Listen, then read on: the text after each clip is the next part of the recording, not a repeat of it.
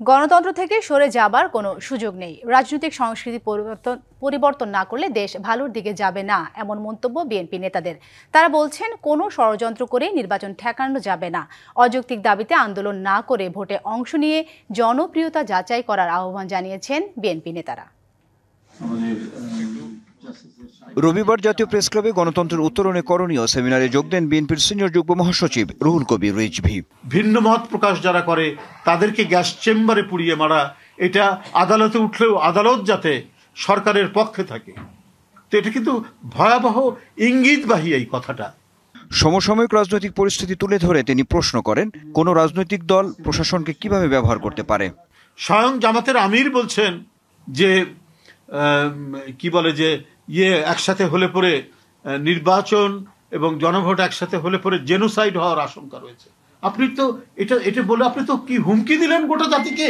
Press ক্লাবে আরেক আলোচনায় বিএনপি চেয়ারপারসনের উপদেষ্টা জয়নুল আবদিন ফারুক অভিযোগ করেন, আওয়ামী লীগের সাথে আঁতাত করে মামলা তুলে নিতে যারা গত 10 বছর নিশ্চুপ ছিল, তারাই এখন নির্বাচন বানচালের ষড়যন্ত্র করছে। এটি সফল হবে না। হার্টের যত্নে বিশ্বসেরা ক্যানোলা তেল এখন বাংলাদেশে।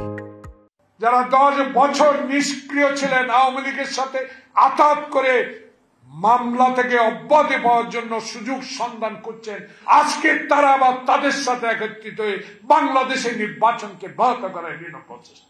জনগণের ম্যান্ডেট নিয়ে বাংলাদেশে সরকার গঠন করবেন, তাদের কাছে যেন এই বাস্তবতা দল আবার নিজের জীবন নিয়ে ফিরে আসতে পারে। এদিন দুপুরে বাংলাদেশ মেডিকেল বিশ্ববিদ্যালয়ে ড্যাবের আলোচনা সভায় যোগ দিয়ে দলটির স্থায়ী কমিটির সদস্য আমির খসরু মাহমুদ চৌধুরী বলেন, দেশে বর্তমানে কোনো স্বৈরাচারী ব্যবস্থা না থাকলেও মোবোক্রেসি ও বিভিন্ন দাবি নিয়ে রাস্তায় নামা গণতন্ত্র নয়। মোবোক্রেসি একদিকে চলছিল, আবার অন্যান্য কিছু দল বিভিন্ন দাবি নিয়ে রাস্তায় নামছে। এখন কোনো স্বৈরাচার তো নাই, কিন্তু বিএনপি রাস্তায় নামার কোনো কর্মসূচি দিচ্ছে না।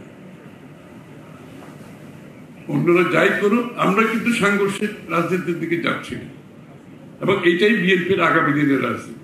জনগণের সরকার গঠন করে জনগণের কাছে দেশের মালিকানা হস্তান্তর করতে অন্তর্বর্তী সরকারের প্রতি আহ্বান জানান বিএনপির এই নেতা। এবং রাষ্ট্র গঠন করতে হলে আপনাকে এইটা ধারণ। Anwar Hossain, DBC news, Dhaka.